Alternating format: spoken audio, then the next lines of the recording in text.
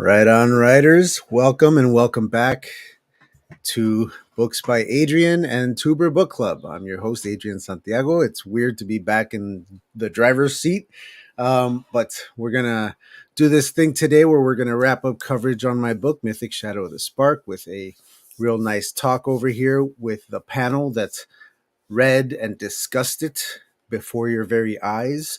Unfortunately, there is no Emma today. Scheduling didn't work out with that. She sent some thoughts along that we're probably not going to read. They were very mushy and gushy and just made me blush and stuff. So we'll probably skip those. But thank you, Emma.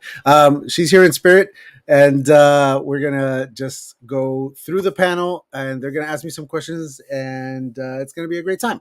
Like, comment, subscribe, do all that good stuff. Thank you if you're here in the chat. Richard, I see you already. What's up? And let's bring these people out. They can introduce themselves. I haven't really done my intro, but we'll get to that, I guess. All right. First up, the awesome, the fantabulous Shannon, Miss SD Houston. Hi. Hello. Welcome. How are you? Thank you. Introduce yourself to the people as you do. Okay. Hello, everyone. My name is Shannon. Write under the name of SD Houston. Have a YouTube channel under the name of SD Houston. We just finished doing the AuthorTube writing conference this past weekend. I'm still really, really tired from that, so I am going to do my best to keep my energy up. And I will read what Emma said, so that Adrian doesn't have to read his own good review, because I know that could be embarrassing. So. All right, awesome. Next up, we have the ever-running Ben Pick. Welcome. Tell the people who you are, where you're from, and what you're up to. I am Ben Pick. As Adrian said, I have a YouTube channel called Writing to Write, where I give questionable writing advice through writing metaphors. I also have 2 books written, Falling Through and Expanding Cracks. I'm working on the 3rd right now, and I'm excited to be here. So, sorry, I'm checking the chat. So that's cool. That's allowed. Getting distracted. And then the ever flash fictioning and short storying Bethany Vota. Hello. Hello. I'm good. Happy to be here. Welcome. My name is Bethany Vota. I have a couple of short story collections out and a thriller as well, and more down the pipeline. And yeah, I'm just stoked to be here among these esteemed authors and ready to have a fun little chat. All right. And since I didn't do it before, we all know why we're here. Mythic Shadow of the Spark, Death and Rebirth of Bella Erdman. Pick them up if you haven't already. Trade paperback, ebook, whatever is your jam, you can do it. Okay. All right. So I wanted to kind of set the tone, right off the jump with like this one thing that I really wanted to talk about that nobody really brought up, and I know why.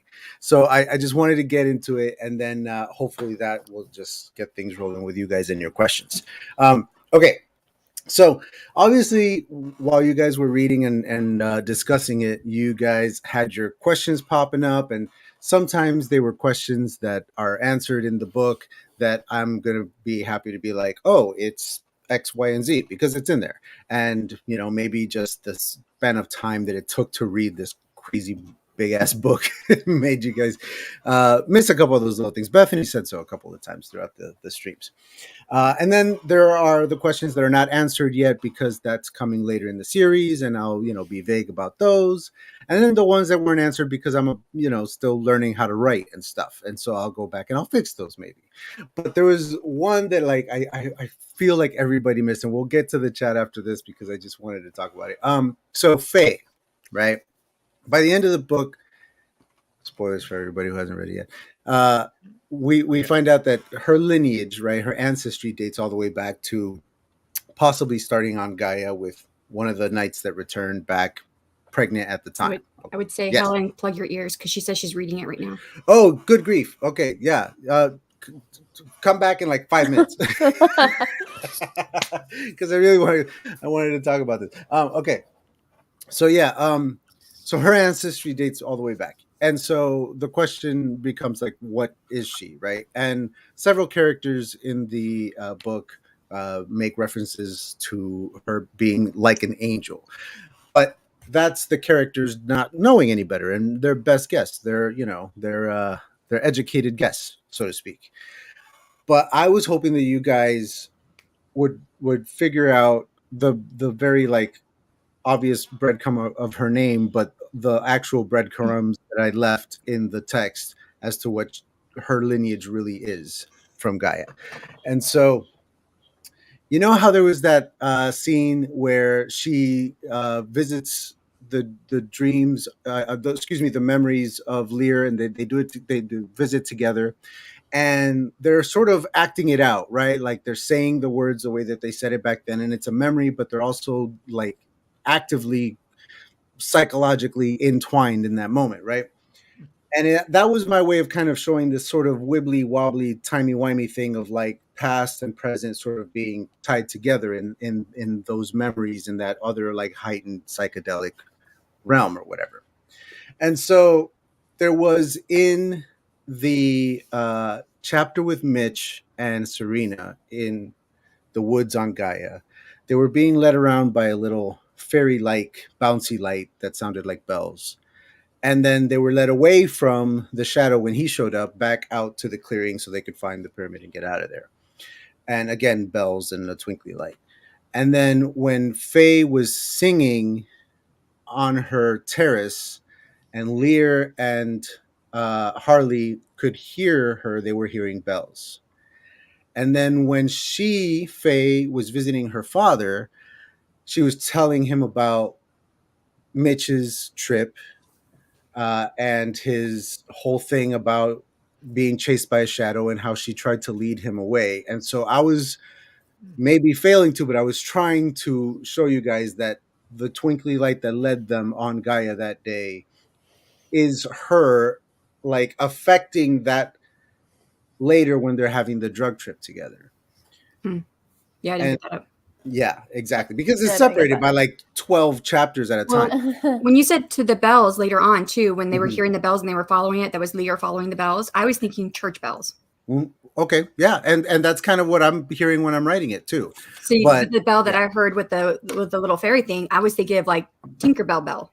like twinkly bells. Yeah, Sure, totally different she's sound in my tiny. head. Yeah. So anyway, fairy stuff happening all up in there is what that's all about. Yeah, I didn't get the timey-wimey, although it is really cool how everything sort of circles over on itself. That's the idea. Anyway, I just wanted to get that out there. Let's say hi to the chat, and then you guys can start asking me questions. So Helen Garraway is in here. Richard's in here. Hello to both of you. Welcome. Thanks for coming. Thank you for being here. I think I saw Martin in there. Victoria Wren. Hello. What's up? Of course, our panelists are in there mixing it up. Who else? I did not see Martin, did I? No, Yeah, he's he's there. in there. He's He's there. in He is? He did I'm top not book club. Would read it again. A ++. Oh, there he is. Yeah. Okay. All right. So, anybody got any questions for me? Did you mean to make? I feel like you did, but make it like Adam and Eve kind of like vibes though when they were on the planet. Yeah. I was definitely going for the Adam and Eve vibes with a little twist. The snake was more dragon like and things like that. But yeah, definitely going for Adam and Eve vibes. Not suggesting that it's like the start of anything, but just that it's almost like a rite of passage that this event has to always happen in our history. Like it just happens over and over in different ways. Regression. Yeah. I was thinking regression. Yeah. Yeah, just history repeating itself in different ways, and that's sort of the whole idea behind the series is like whether it's what's going up on the Spark being just the same political nonsense and just dumb decisions that we make here, and then on Gaia, things that we consider mythology right now ourselves might be happening all over again over there. Gotcha. Okay. Shannon says she waved to Ben when he waved. You did. That I don't know what I was thinking. was funny. You're Late in the tired. day. Yeah. It's been a rough one for me too. Yeah. So there are a lot of different aspects that get combined to make this book, from the murder mystery to the magic to the spark itself. I mean, where did you start when you were plotting out this book? So the pieces of it all started in different places in different times, and then at some point the puzzle piece came that made me realize that it was all one big picture. So like the spark, for example, the idea of like this giant like moon-sized space station that's shaped like in three-dimensional asterisk, bars are going on in all ways, that came from like being the idea of, you've seen it in like that movie Elysium, Interstellar, these like, space habitats, Halo, the game Halo, right? Where it's like a giant ring and humanity like lives on the inside of the ring, and it's spinning. So that's how gravity works and all that kind of stuff. And my idea was like, what if I took that and like flipped it inside out? And instead of everybody like living on the inside of a ring, everybody was like coming out in every direction, and like up was relative to wherever you were. And it just kind of spun off of that. Um, but I had no idea what to do with that. I just had an idea for a place and no story to tell on it. And then quite separately, I had Faye running through dozens and dozens of stories over the years that I wanted to fit her somewhere, and I couldn't find a place for her. But like I just had her in my brain, and I had to get her out on paper at some point. And stuff like that. Migdalia was running around in my brain trying to like solve mysteries that didn't exist for a long time, and then it all came together with Bella when I've told this story before on this channel, but I had this crazy bananas mushroom trip, and after like dealing with it for like the better part of a year, I decided I need to write it down and like really do something with it, and but I didn't want it to be my story because I don't like talking about myself on paper, so I wanted to give it to a character, so I gave it to somebody else, and that's where Bella came out of. See Martin's comment about living on the outside of the ring.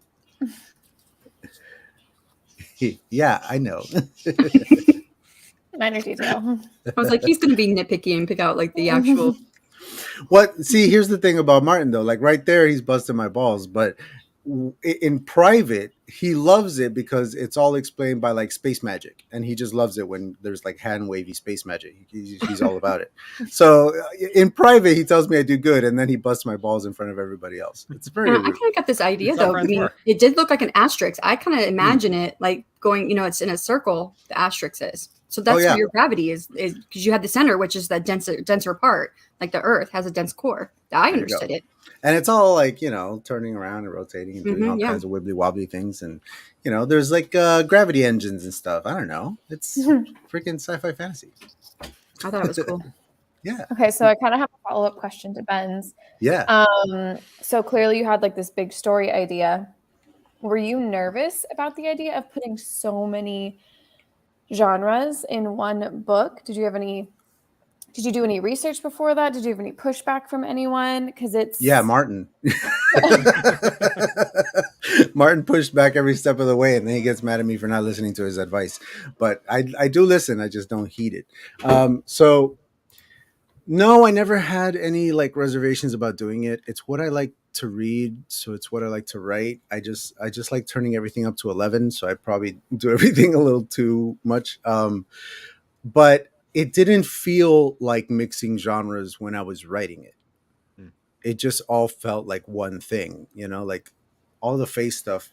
Because like I'm coming from the side of sci-fi that created Star Wars, where yes, there's spaceships and lasers, but there's also wizards who can move things with their minds, and it's the same thing. It's sci-fi and fantasy. It's just that's what Star Wars is. It's always been that together, and so like that's kind of how I felt about this. It's just always been this thing.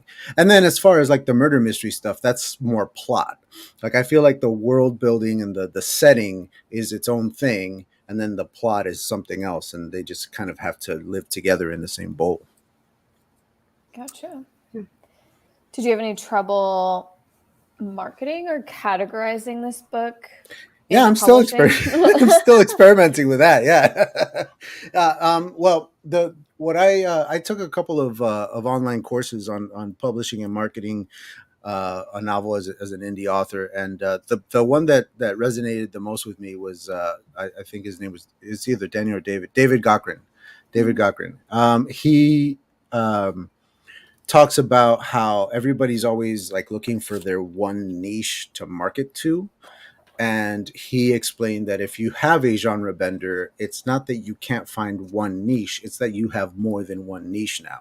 You have this niche that you can market to for all of these things that happen in your novel, and this other one for all of these, and this other one for all of these. And as long as you're always upfront with the fact that the other parts are present, it's, you're not good. You shouldn't upset anybody. Like they know, okay, going in, yes, I'm here for the sci-fi, there's fantasy stuff too. I'm here for the sci-fi, there's murder mystery stuff too. And Gotcha. and so yeah, it's all about like finding like 3 core niches instead of one now.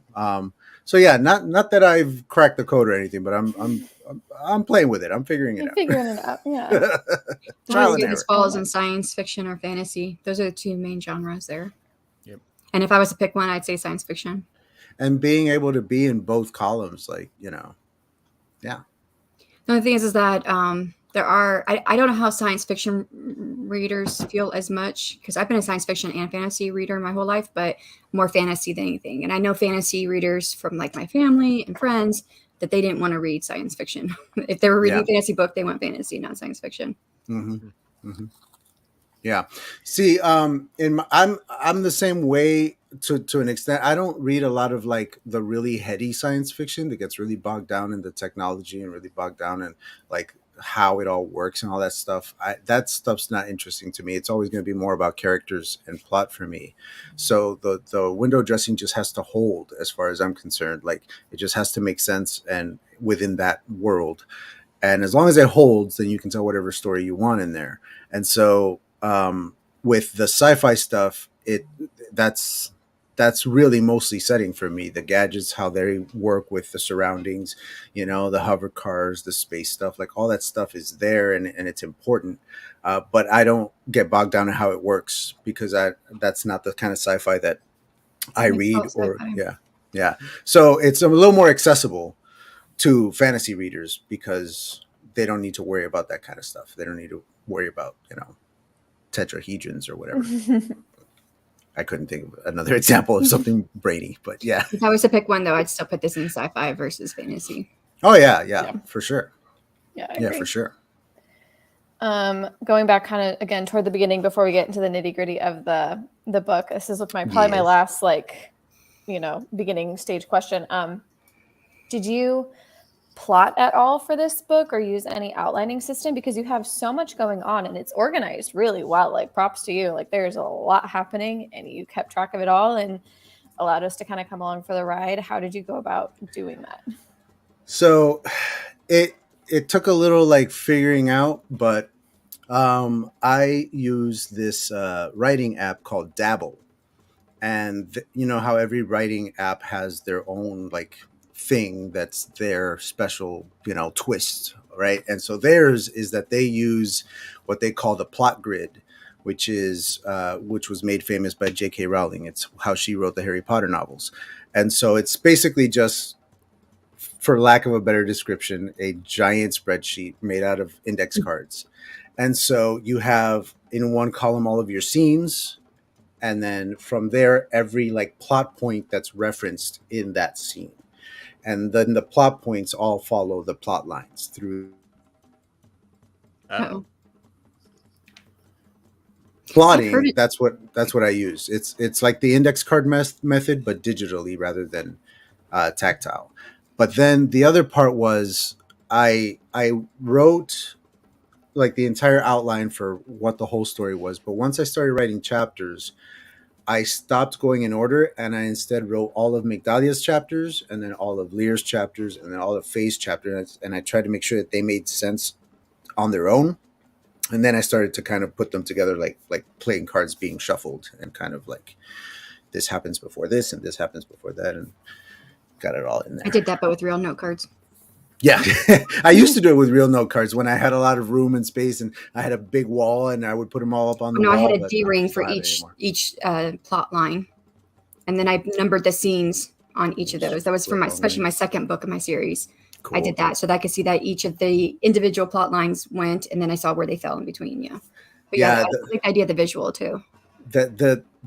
I mean, that would be a space saver, but I feel like I need to like see it. I need to be able to like, this goes this way and this goes this way. Like I need to see it. Yeah. For my brain to to function. So it's a nice way to do it digitally. You can zoom all the way out, you can zoom all the way in, and as you're writing your chapters, you have your scene index card on the side, and you have your plot points. So like every chapter you go, you're just ticking off boxes as you're writing. It's pretty cool. So yeah, like plotting wise, did you use any like specific story beat? Did you go? People use Cat or like Story Grid's a great resource. Did you use any of those or? Yeah. So I always use the format taught to me by the Screenwriter's Bible. Even though I'm writing novels, I use that format because it basically condenses the hero's journey into 7 turning points. And then those 7 turning points can even be combined to make 5.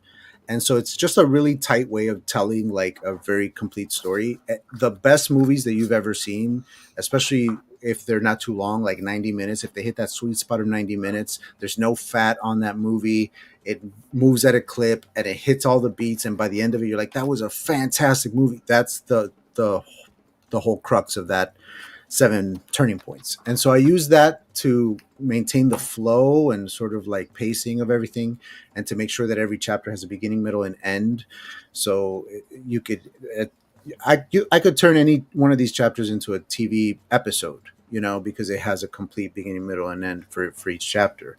And then the only thing I did other than that was I gave each character a different kind of arc.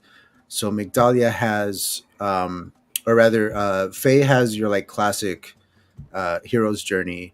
Lear has that triangle one. I forget the name. It starts with an F. It's mostly used for comedies and tragedies, because the high point is in the middle and then it like crashes in the end. And so that was my route for him. And then Migdalia is very kind of save the caddy for a lot of it, but all within the 7 turning points. Kept that flow. Wow. Good question. What about the main plot, though? Love train. Sorry? Because when I don't do a lot of plotting on paper. I do a lot in my head. And so I will think of like plotting, like you said, for my characters. But then my setting and what's actually going on in the story, that has its own line. So did that have its own like plot as well? Like its own, not plot, beats? So I definitely had things about the world building and history that I wanted to reveal along the way. So I had like a list of things that I needed to hit. So maybe that is the closest thing to what you're talking about. This sense of like the world building needs to like the murder too. And yeah, intersect it with all 3 of their different plot lines. So in a way, it kind of needed its own plot. Like exactly. Yeah, so the murder plot was I mostly considered to be Migdalia's main like plot line, was the whole like murder plot. And because it takes her to all the different branches, you get to like see all the other plot lines. The Lear and the Faye plot line all kind of intersect because she's investigating all those other parts. So that was like a good way to like web it all together, was that detective mystery plot.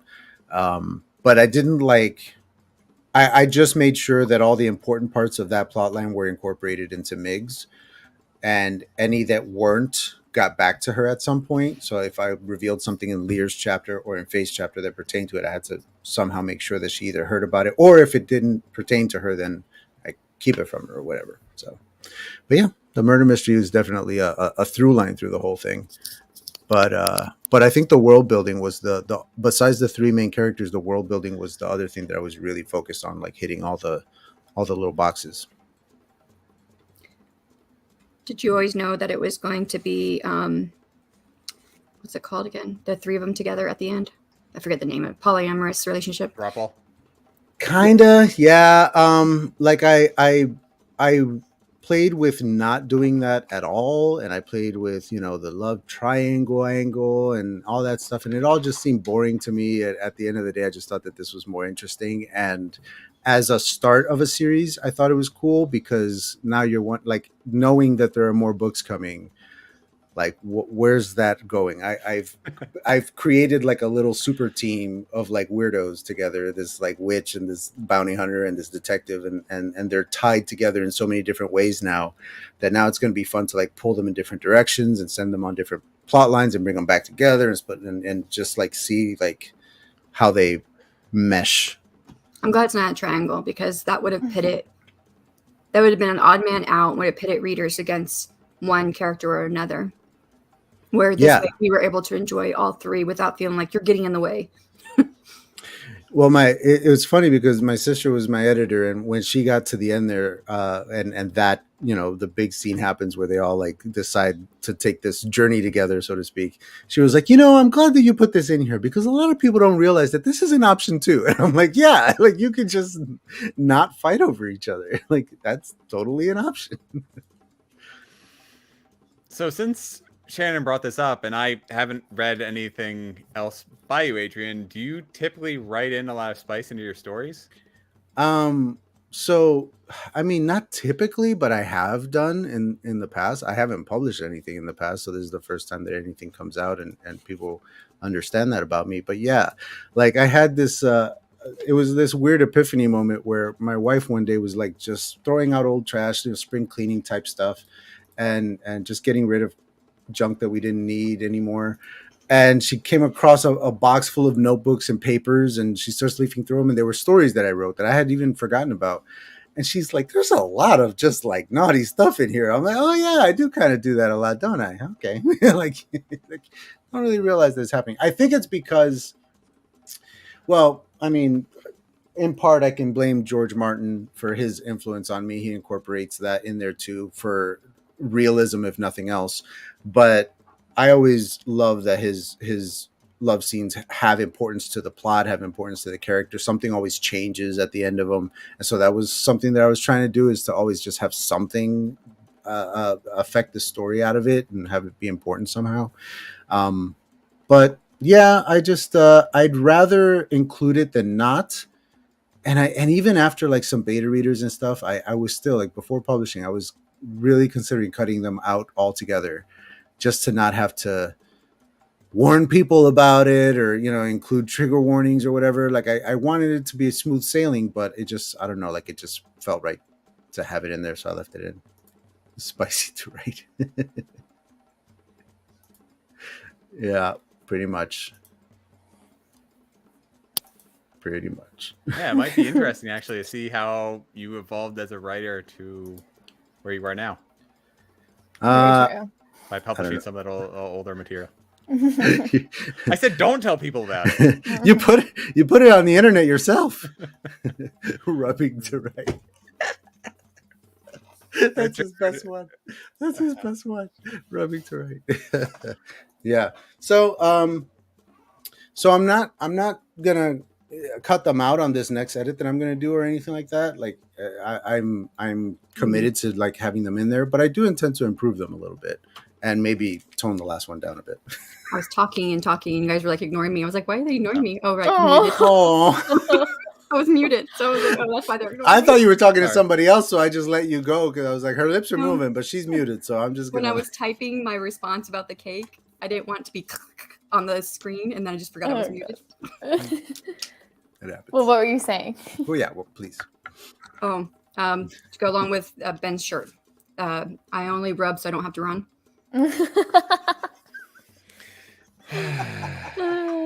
Thanks, Shannon. It's like Richard's here in the chat, or it's like Richard's here on screen. I just got your shirt. Do you know that freaking shirt took like 3 months to get to me? I ordered it back like in February or March. Well, first of all, thank you. That's awesome. I am sorry it took so long. I have no idea. Yeah, I don't know why. I've gotten other stuff either. from the same store, which I don't remember what it was now, but it hasn't ever taken that long before. Yeah, it took me like 2 weeks to get when I got the first versions. If you guys didn't know, Ben does have a merch store, so does Adrian. I can't remember the last time I sold anything on it. Yeah. It's probably to me. It probably was. Yeah. Oh. Yeah. I think it was. Yeah, the crop top hoodie, right? Yep. I've gone twice to buy something from your store, Adrian. Every time I went to go check out, it glitched on me. I was like, I don't know, it doesn't like me. Well, maybe No. that explains it. Maybe No, I told you that before. You said, let me go check it. That was the first time. And so then I gave it a little bit, and I went back, and it glitched on me again. I was like, okay. Yeah, I remember that time like being something to do with like a coupon code that was expired that kept coming up for some reason, and I'm like, I don't know why that keeps coming up. I deleted that months ago, so I don't know. I hope it's working now. I thought it was. I can go back. It's been a month or so since I tried, but the fact that I just got Ben shirt in, I ordered it back like in I think it was February when I ordered it. But I got the one that says I'm writing so I don't have to run, or I'm only writing so I don't have to run. It's my life. Heather's here. I want to say hi to her because I might be running into her at the convention. That's right. I remember her saying that. Yeah. So there was someone else that you guys are going to see down there that Heather. Yeah, was I can't remember who the other person was. There was somebody else. Heather? She just said it. It was definitely Heather, but there was another person as well. I can't remember who. I think MK Williams lives over that way, but I don't think that's who she said. Which convention was it? What's the date again? Orlando Reads Books. Orlando Reads Books. ORB. Orlando Reads Books Convention. Fun. Yeah, I think it's the 10th annual, something like that. Can't remember. It's but exciting. Yeah, it's like I didn't realize how big of an event it was until after I had already like paid up and was ready to go. And then I was like, let me check out this venue. And I check out the venue where it's going to be at. It's the Embassy Suites by Hilton in Orlando. And just looking through those pictures, I'm like, oh, they're dropping some money on this thing. Nice. So I'm expecting a lot of Lisa people. Daly. Lisa Daly. Yes. It'd be cool to meet everybody. I hope you guys can come by. That'd be awesome. Are you gonna have your like short story in your book? Do you think you'll have like another fun little book or something to have there as well? I don't think I'll have like a third book by then, but I am gonna have the new cover. I already got the copies that I ordered of this in. These are on the way. I just ordered a whole bunch so that I could sell at the table. I got my little card reader ready for the phone if they don't have cash. Like I ordered a blanket with my logo on it so I could put it on the table and I have the logo on the front and the table will feel real nice. His table when he went to his con. Sorry? Look at. Did you see Ben's pictures of his table set up? When he yeah. That was really nice. It was really nice, and it gave me ideas too. Like I was gonna say that would give me ideas too. that is definitely something I should have had. Is a little. Yeah, I got a little nameplate thingy triangle made thing in up. my name, yeah. I'm gonna have bookmarks. I ordered a crap load of bookmarks. In fact, I should probably check the mail Sweet. for they might be here. I'm gonna have a whole bunch. Anybody who buys a book will get one. Anybody who just wants one will get one. And they have all the QR codes on them, so you can buy the book right from the bookmark. If you want to do the ebook instead, if you want to do the newsletter because you don't want to buy anything, whatever. Well, you got a question from the audience from Helen. Oh yeah, I started one of them. Okay. And then now is the second one. We'll get to that in just a minute. I'm curious about that second one too. Question for you guys. Where did the perfume thing come from? Because I'm noticing a lot of authors doing this now, and it had never occurred to me, but it's interesting. The whole like I didn't know this was a that thing. remind you, scents that remind you of the characters or the book or what, like. Oh, well, I'm doing the candles. I'm doing 2 candles. I have one that is lavender because Aries lavender, but like called and supposed to be pine and soap. And I was like, who's going to want a pine and soap candle? But I found one that's called Dragon's Blood. Mm-hmm. So I'm using that one. I've had that in incense. That's good. Yeah, I've been told it's a good scent. I think for me, I wanted perfume because I didn't want to do candles.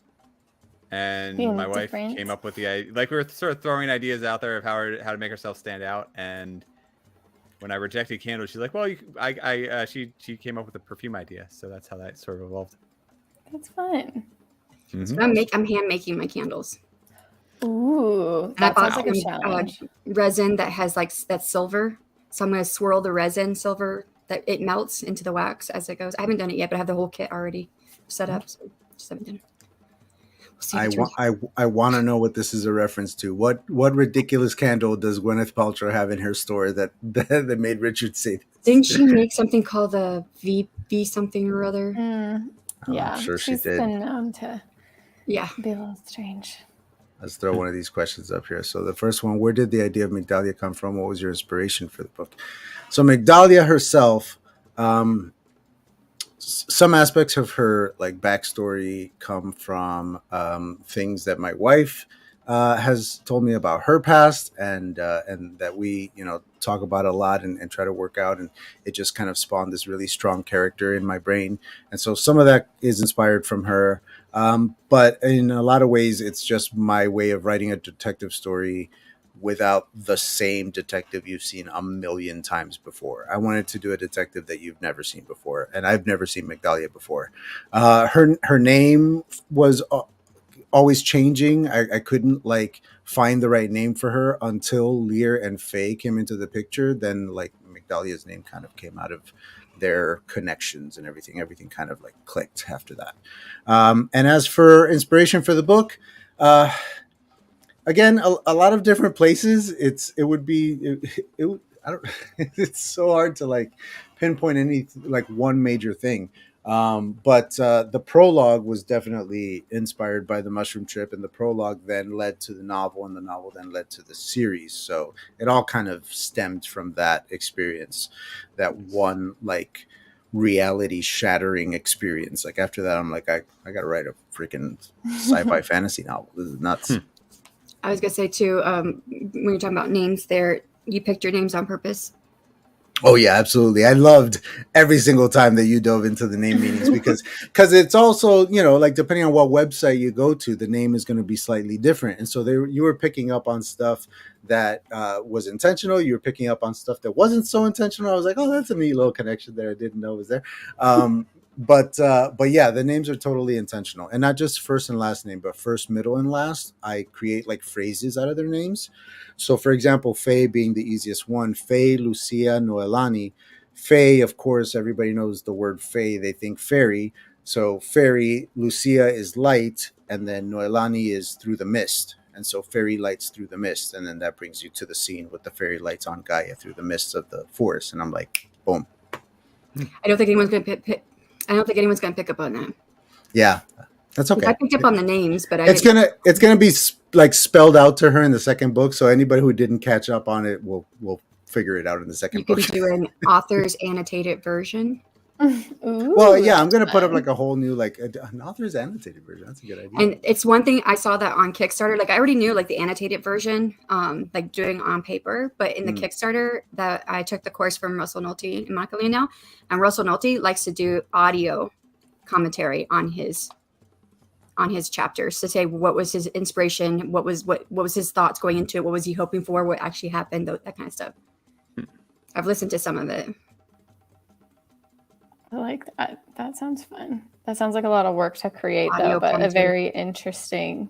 I think audio commentary would be easier though than the annotated commentary on the actual novel. Unless you're handwriting it, I suppose. Then you have to have nice handwriting. The audio commentary, that's like a separate file that you open separately and like play as you read, or is it for the audiobook? Like how does it work? He did it as something that was given along with the Kickstarter. So like you buy the book and you buy the audio, so you could like read the chapter and then read or listen to what the author said, or vice versa. Gotcha. That could be something. I don't think you have enough time. I don't know when your Orlando thing is, but you could do like the first 3 chapters or something like that, or the first. Yeah, I could probably do like the short story with the 3 sample chapters. Yeah, that could work. Yeah, and they have cards. I have a website I could get to you that I got from the group that you can load whatever digital content you want it, and you give it away like credit cards almost but they look like kind of like credit card, but you play it. I don't know how it's used, but I was like, I'm not gonna do that this time. But see, this is why we have AuthorTube for stuff like this. I had no idea. That's crazy. Let me throw Helen's other question up on here. You said you were writing a series. How many are you planning? So there's definitely 100% at least 3 books in this, 3 novels, not counting any short stories and collections that I do in between, which there will be some of those.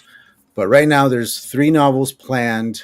I have room to play to make it 5, I think. And I know that 5 is typically the sweet spot for authors and their series, is, for sci-fi especially, of at least like getting a full series like recognized anywhere. But I don't know. Right now it's definitely 3. We'll see if the story calls for more. I don't want to drag it on too long. I said that if it's if it's a well-received series, hitting that 5 number, so you have to go beyond the 5. But getting to number 5 is where you start seeing better increase. Like from book 1 to book 2, the drop off is like 70% or something like that. I don't remember the exact numbers, but it's a huge number, or maybe it's 50%. So 50% of those who read book 1 go to book 2, then 30% of those who read book 2 go to book 3, 30% to book 4, 30% to book 5, and after that, then it's like 90% read-through rate for the rest of the books in the series. Okay. That's what I was trying to remember. It's read-through rate is what it's called. The read-through rate increases after book 5. Gotcha. I really Because they're think, invested. Like they read 5 books, you best believe they're reading number 6. yeah. Yeah, definitely.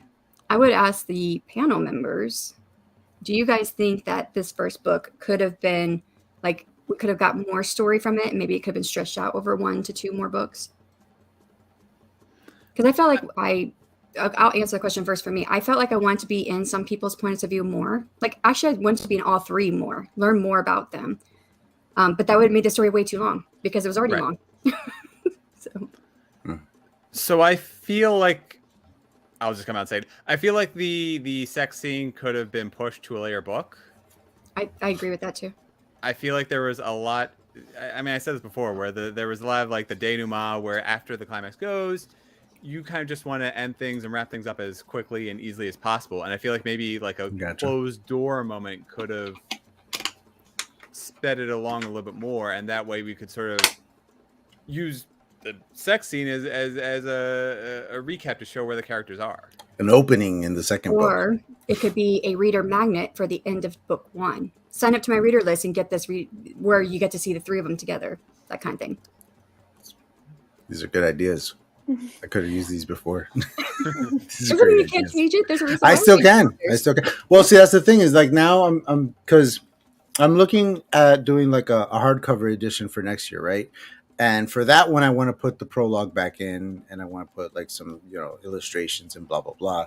And so, but I want to do this like new edition in August where I implement some of these fixes and changes along the way. And the sex scenes had this thing where they like grew in intensity. Like if you remember the first one, Bethany was like, "Well, it was pretty tame." It's like, "Yeah, wait."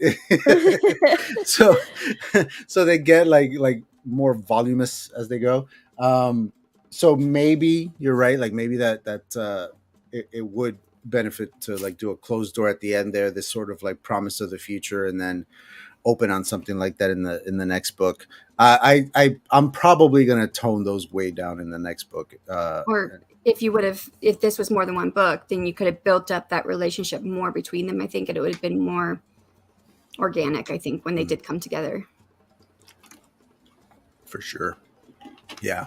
There's so much like going on with other characters that it was hard for them to find time for each other. Right. Yeah. In this one. Because it was go, go, go. Yeah. That's true. That's true. But I think that was good for the pacing. That's the only thing. I think if you add more to it, then the pacing will slow down. And I like the pacing. So, yeah, it's kind of hard to say. Who was it? Was it Richard? Yeah. Richard asked if all the books are going to be as voluminous. I feel like it's going to be more. As this one was. Well, originally I had like just resigned to the fact that the second book was going to be bigger and the third book, etc. I'm going to try very, very hard to keep them comparable in length. I'm going to try to keep it this like it's already pretty big. I'm going to try not to make it any bigger than this. But it's also weird if the middle book is smaller than the first one. I don't know. I think I think that'd look weird on the shelf. As long as it's not that much. I mean, I think my books are getting about 5% shorter per book, going from book 1 to book 3. Mine got bigger. Yeah, and I think it depends on your style as a writer, because I mean, the first book, ideally, in your series, this is coming from someone who's never written a series, but your first book ever at all points should be your worst, because you're going to be getting better. You're going to be refining your style. So Ben, you're probably picking up like, oh, I know how to write a little bit tighter and cleaner now versus your first book. And then Shannon's like, I have these huge new characters. Well, yeah, I added new characters with every book. I went from 2 to 5. No, 2 to 4 to 5. That's what I did. And in the end, like, yes, there's the aesthetic of your paperbacks, but let's be real, most of our sales come from ebooks. And if it's an entertaining story, I do not care how long it is. And that's our goal as authors, is to, if you pick up some of the deeper meaning, like the names that have double meanings and whatnot, great. But if you're turning from one page to the next, that's all I want. Yeah, for sure. I mean, the so many people point to the A Song of Ice and Fire series, like its downfall, or maybe George's downfall, being the fact that he kept adding more and more characters and the books kept getting bigger and bigger. He eventually seems to have like lost control, and now he's having a hard time wrapping it up. And so I Well- had originally resigned to that idea of like, well, my second book is obviously going to have way more characters, and it will, but I'm still going to try and rein it in as far as like word count, page count, chapter count, because what I heard about recently you don't want for to lose it. oh sorry No, go ahead. for George R. R. Martin is that because the ending of this series on television had such a bad reception that he doesn't want to write it because that was his ending. He's never said that. That's No, people he like hasn't. But talking there's been about the it. speculation that Yeah. might be why he's not finishing the series. I'm thinking that there's a lot to that. Maybe not that he doesn't want to end it, but now he's not sure how, because there are things about the TV adaptation that he gave them.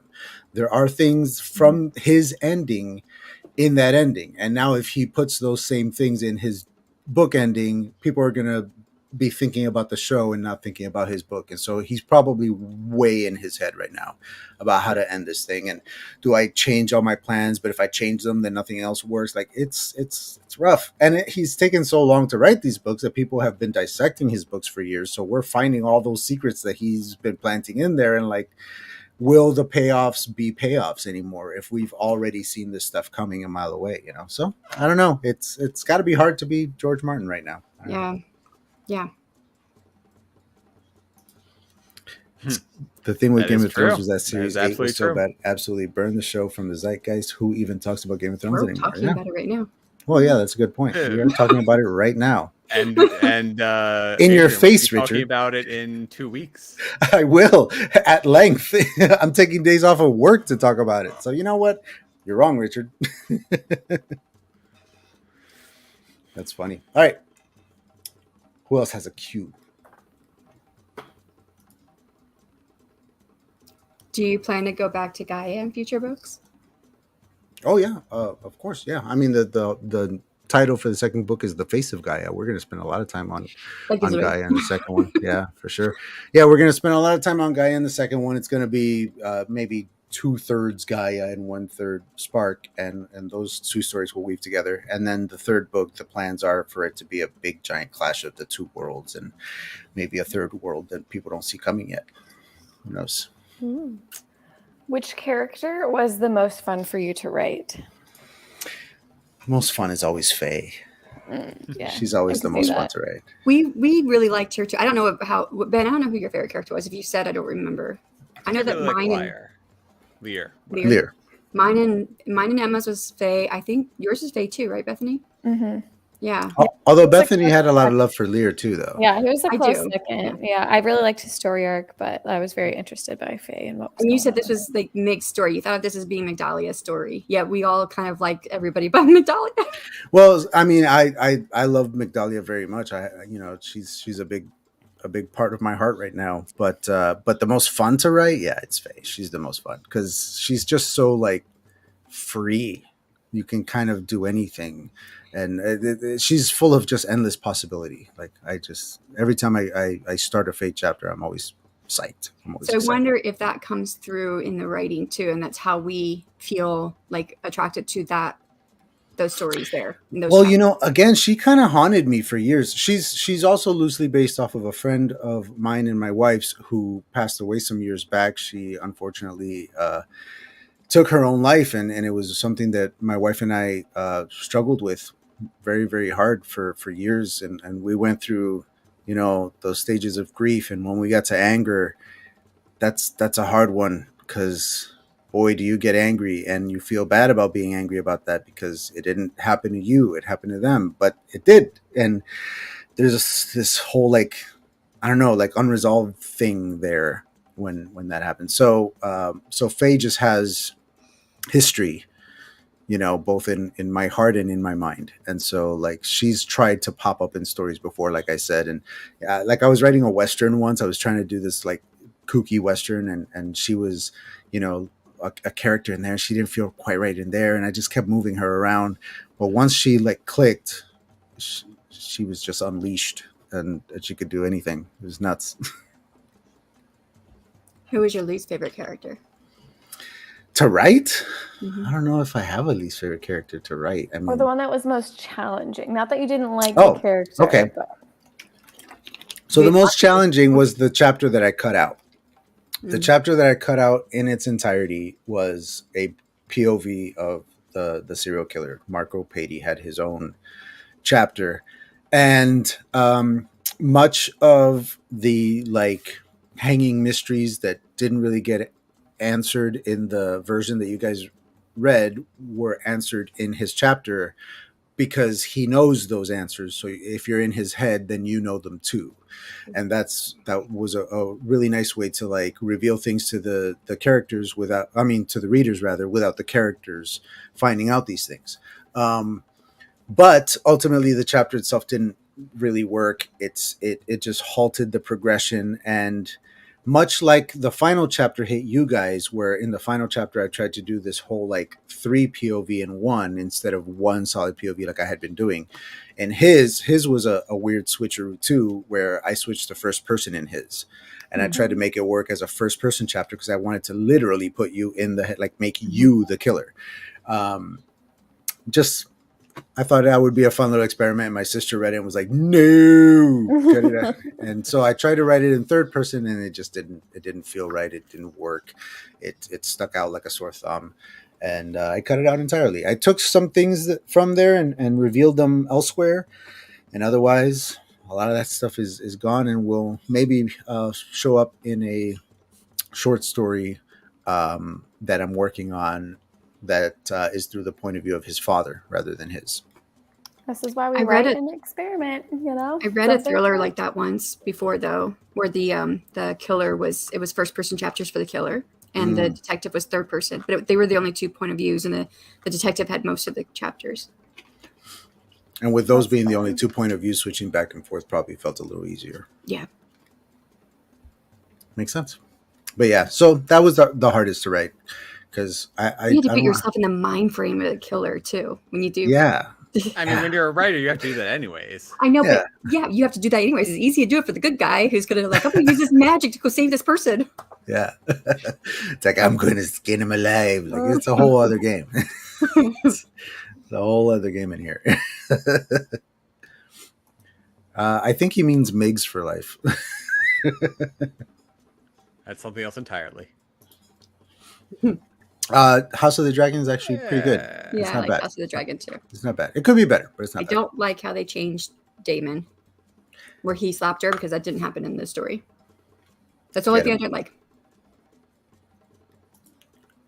You hadn't heard this before. Right on. Right. Yeah, House of the Dragon has promise. I think it's gonna pan out. Be a nice little second series. What is happening? Look at this. This is horrible. All right. Shave it all off, Adrian. Go short. I'm gonna cut it shoulder length pretty soon, man. I'm this close. I'm like, it's too much. It's getting heavy. Like sometimes I'll turn my head and my neck will snap. I'm like, it's too much hair. Hey. Oh, welcome. Can Faye not get pregnant? She has absolutely every reason to think that she cannot. Okay. Is all I'll say. Interesting. And what's the thought about if they're going to Gaia? So I'm assuming now, since you said they are going to be on Gaia, that's the next story. Then the three of them are going to be going to Gaia. Where does that leave Faye's father in the story? Well, Faye's father's still in prison, and he is actually due to be released very soon, and so that is something that's going to play into the second novel. As far as what you guys brought up about the idea of like, aren't they leaving everybody behind? If they can go, they can come back, or at least that's what they're thinking. If they have a way there, they have a way back, and so they're probably not feeling like they're abandoning everything forever. Although maybe they are, maybe they're not. The way the conversation rolled out, it felt final. It felt like exile, like let's just go. Yeah, for sure. There we go. Let's skip over what Richard said and let's focus on a real question. Yeah. Oh, I'm gonna. Now your launch. How are you enjoying the world of marketing? Mm-hmm. And you only have one book out. Wait, you have multiple. I know. I know. Yeah. It's a learning curve. I feel really, really proud of what I did at launch and that whole first month. I feel like it went really well and far exceeded my expectations for that first month. And then after that, like everybody else, sales just plummeted after that. And I have been on a little bit of a hiatus from marketing just because I've been focused on uh, I was doing AWC and I'm doing the conference coming up, and I've got the Song of Ice and Fire series coming up, and so I'm working on other projects right now. So I'm giving it its space. I'm going to work on this next edit for it so that I can put up a new edition and feel a little better about the cleanliness of the product and all the little things that I wanted to fix. It's almost like this like Tuber Book Club was a new round of critique partner editing. It kind of worked out for me that way. And so after that, I'm going to be hitting marketing way harder again. I already have my guys up in Buffalo creating a lot of short content. We're stockpiling it right now for TikTok, for YouTube Shorts, for all that stuff. And we're just going to hit the market really hard in September.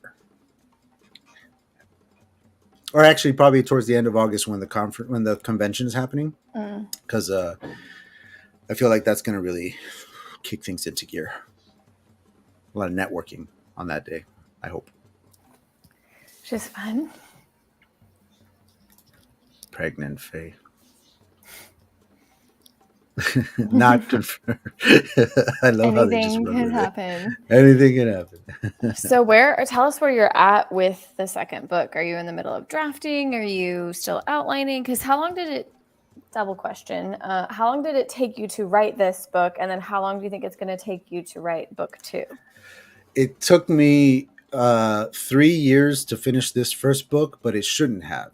A lot of that first year and a half, there was a lot of like not being a professional. If anybody saw my talk on AWC this past weekend, I was just not as disciplined in my writing yet.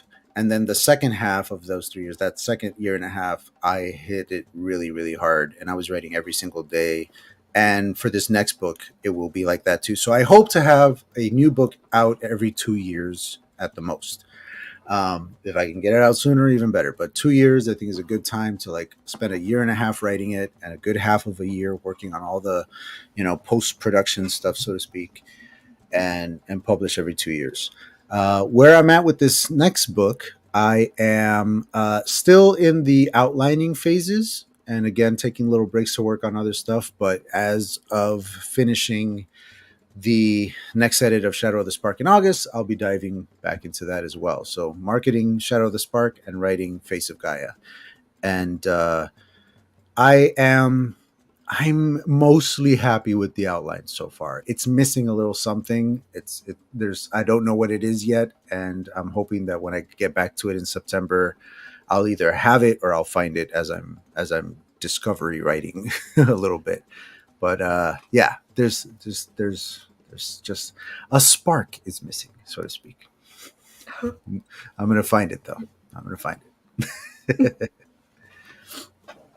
I'm excited for it. It's gonna be fun though. I each one of the 3 books is going to sort of have their own themes and their own sort of flavoring, so to speak. I already said we're going to spend way more time on Gaia in the second one, so it'll feel a little more, I don't know, Lord of the Rings-y than Star Wars-y, but I don't know. We're going to keep dancing. I'm going to keep dancing with that. Sounds fun. Yeah. I'm psyched. Poor Shannon looks so tired. She's ready to go. Oh, poor thing. We won't keep you too long. We should be wrapping up soon anyway. Any more questions, guys? Hit me. I just have one more. It's kind of like a twofer. All right. What would you consider your central theme of this book? And like, did you have a specific theme going in, or did that kind of come later post writing first draft? I have a 2-word theme for all 3 of the books, for each of the 3 books rather. And then of course, most authors know that you kind of find the real themes after you've written it, or as you're writing, maybe. So the 2-word theme for the first book was openness and communication. I wanted everything to kind of come down to that as a crux, and that's why in other books the character traumas are resolved in more action based things. I wanted it to be resolved in talking scenes, in dialogue, and in just like being open with people around you. So that was a theme. And then I kind of discovered while writing it that there was this whole like science versus magic, nature versus manufactured, this whole like Migs with her death specs, like reading people, but then Faye with her magic reading people, and then Lear in the middle with his like physicality reading people, and how they all do it differently and get different results and use it for different things. So there was a little bit of that going on. Interesting. Yeah. I had ice cream last night, cake today.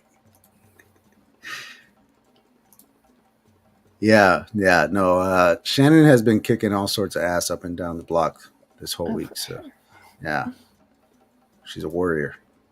I didn't sleep very much. I don't recommend it. Oh. Richard, of course, only here for the poll results. We're going to get to it very soon. Very soon. As soon as somebody says I don't have any more questions, Bethany, I think, is done with hers. Yes, you answered all of mine. Anybody else? Ben, do you have any more for me, Shannon? I'm good. You did a pretty good job of explaining all my questions.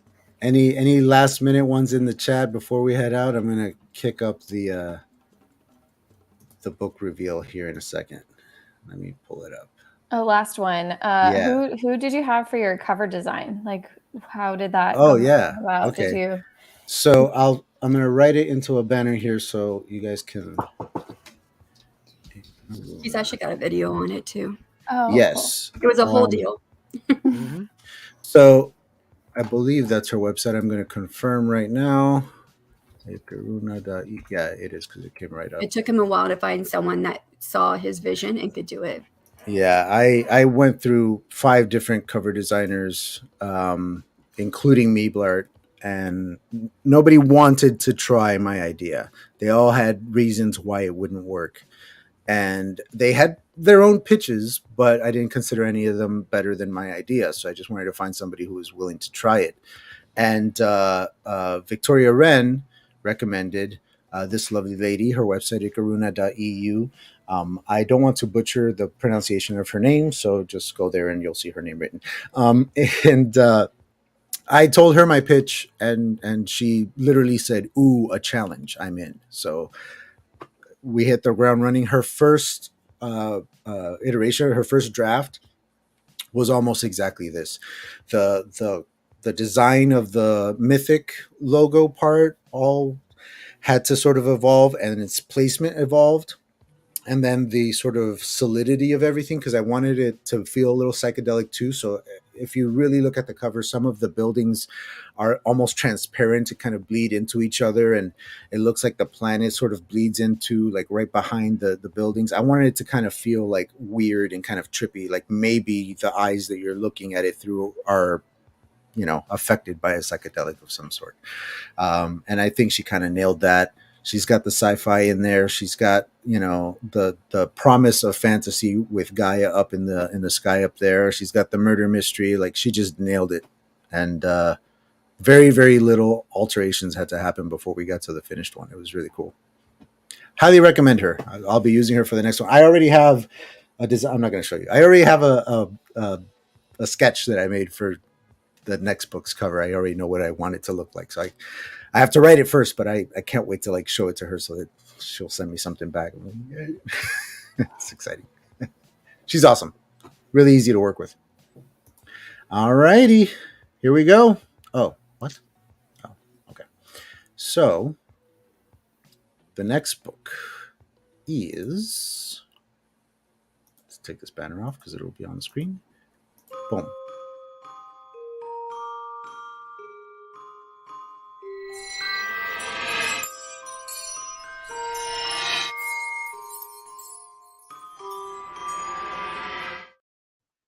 Who could have seen this coming? Ooh. I had no idea. She's going to be so mad. I think it's more along the lines of like you never want to showcase your own work. Yeah, it's all right. We'll showcase it for her. It's going to be She's great. humble. We can allow that, but I'm excited to dive into her book. So that's going to be fun. I'm excited for it. It's going to be fun. Oh my gosh, Richard. Oh no, what did he say? I don't have it. She's a clean fantasy romance or clean romance author from what I understand. Oh, Richard. I always hear what's his name from Tommy Boy saying it in my head. Oh, Richard. Any All of right. you have read my new collection? There is a story that features Richard's name in it. It's not inspired by Richard, but I think it's kind of funny. So it is a little bit then. It's a little funny. It's funny, but there's an Asian comedian. I think he's Chinese. I think I don't remember, but now he's Asian, and he's a comedian, and he does like little YouTube shorts off of his main content. And one of it, he was saying, he asked his dad, why did you call yourself Richard? He says, because I wanted to be rich. Oh. Because he was talking about how Asians will change their name to more American English names, not just American, but English. And that's what he chose. Yeah, like almost like what's it called? Self-actualization or whatever. Just speak it into reality. There was who is it? Robin Hobb. Robin Hobb has an entire fantasy series that's based around that, where you name your kids based on what you want their traits to be. Yeah, I kind of did that. Yeah, the same process that I go through naming my characters, I went through naming my children. I put phrases together for their names. When I was in the military, there was this dude. His first name was Lucifer.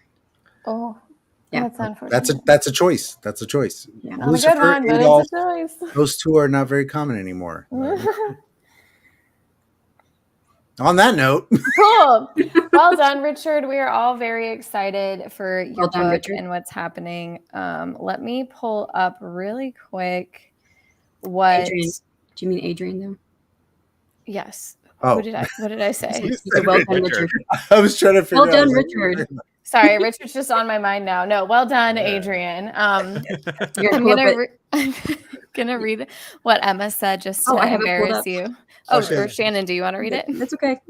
Go ahead.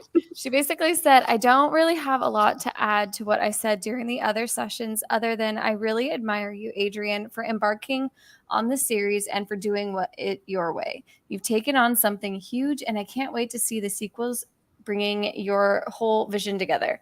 Also, your work ethic and the way you handle criticism is something a lot of writers should learn from. The way you strive to always improve is amazing. Thanks again for inviting me and all of us for being part of your show. Oh, she's so nice. She doesn't have to be so nice. She already won the poll. Buttering me up. And verbose too. Yeah, she's a writer. She's a darn good one. Darn good with her. I can't talk. Darn good. I do think that all the books that were suggested though were really good. Yes, I actually had a hard time like deciding who to vote for, to be honest, because I kind of wanted to read all of them, especially once I started like looking at all the descriptions. Like they all sound really good. Mm-hmm. Yeah. Do you know this is the first book I've suggested that got that one? I did see that. Yay. You should be proud. It won in a landslide. It was like 70% in the end. It was nuts. Yeah, but I did see. Well, the last one that I saw, that I don't know if that was in your newsletter or whatever, that the other three were split almost evenly on how many votes that they had. Yeah, almost. In the end, there was a little more variation, but they were split pretty close together. Yeah. And Shannon, it was a woman too. Well, I think they were all women writers this last time. I think the one the one you did was a woman. Mm-hmm. Yeah, they were all. Yeah. So it was it was definitely going to be a woman. Yeah. British woman. Yeah. I did like that. I think Ben's suggestion was by someone that was non-white, I think. No? Yeah, I mean, that's true. It's someone I met briefly at Balticon. Oh. Cool. Sweet. Very cool. I wouldn't mind seeing all of these back on the poll because, like I said, I kind of want to read all of them. Mm-hmm. So we'll see. And then, and now that the Writer's Den is coming, the new iteration of Livestream Sundays, since that has died away, it'll be alternating on Tuesdays with this.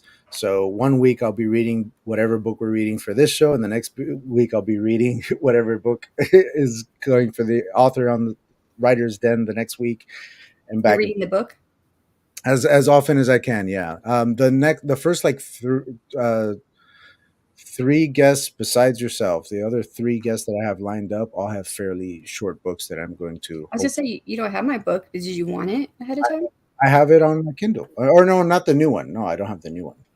No, but yeah, I would love it. Yes. My book, yes, my book is not available to buy anywhere yet. Oh no, I meant your Goddess series. Your Well, yeah, but we're going to be talking about. yes, I know. Okay, sorry, I'm I don't have that weird. one. I'm not keeping up in the conversation. You're okay. You're okay. Yes, I would love a copy of your book. I would love to read it before we talk about it. All right, y'all. Hey, thanks to everybody in the chat. Thanks for all the questions. Thanks for reading the book. Please review it. I need the help. Let's bury that 1-star way down under some 4s. If we could, that'd be awesome. And thanks for coming out. I'm going to give my co-hosts here a chance to all say goodbye one by one. Let me do it in the order of the windows down here. Ben, you're up first. All right, I'm up first. So I am Ben Pick, writing to write every Monday, 7 p.m. Eastern time. And I am checking right now. I did, in fact, leave a review. Nice. Oh, yeah, you did. You were actually one of the first. Yes. Well done. Shannon? I'm Shannon. Thank you, everybody, for coming.